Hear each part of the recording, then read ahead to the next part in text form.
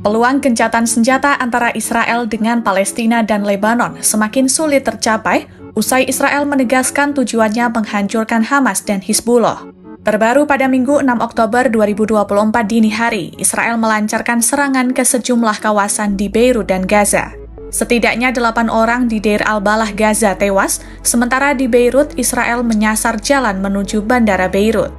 Beberapa jam sebelum serangan di Beirut, sejumlah petinggi Hizbullah kehilangan kontak dengan Hashem Safieddin sejak Jumat 4 Oktober 2024. Hizbullah belum dapat memastikan keberadaan Safieddin, pasalnya Israel masih terus mengebom lokasi yang diduga ditinggali oleh Safieddin.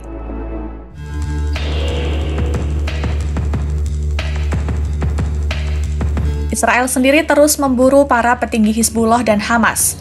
Pada 27 September, Israel menyerang pinggiran selatan Beirut, Lebanon yang menewaskan Sekretaris Jenderal Hizbullah Hassan Nasrallah. Kini, hampir seluruh pemimpin politik dan militer Hizbullah dan Hamas telah tewas. Sementara, keberadaan Kepala Biro Politik Hamas Yahya Sinwar masih belum diketahui. Ada kabar bahwa ia telah tewas akibat serangan Israel.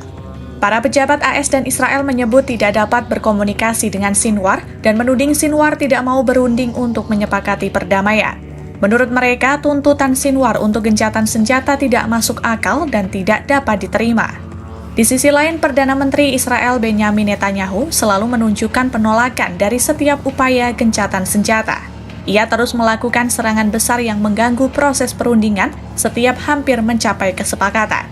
Netanyahu masih tetap dalam pendiriannya, yakni menghancurkan Hamas.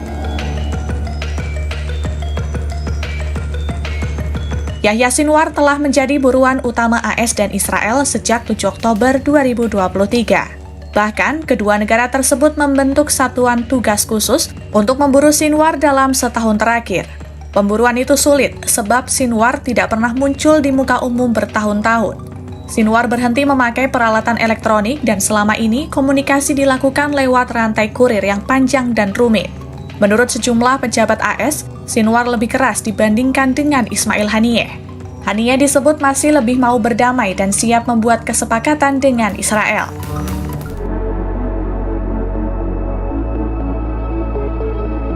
Israel telah melakukan pembunuhan beruntun terhadap para petinggi Hizbullah dan juga Hamas yang semakin mengeraskan sikap Yahya Sinwar. AS dan Israel disebut didominasi dengan pihak yang tidak mau ada negara Palestina. Banyak orang AS yang menolak gagasan negara Palestina merdeka dan berdaulat. Netanyahu pun mengandalkan dukungan kubu anti-Palestina untuk mempertahankan kekuasaan. Sebanyak lebih dari 50.000 ton persenjataan selama Perang Gaza adalah salah satu dukungan itu. AS terus menambah jumlah persenjataan dan pasukan. Pentagon juga mengirimkan tambahan prajurit ke Israel, meski tidak menyebut berapa jumlah pasti pasukan tambahan itu.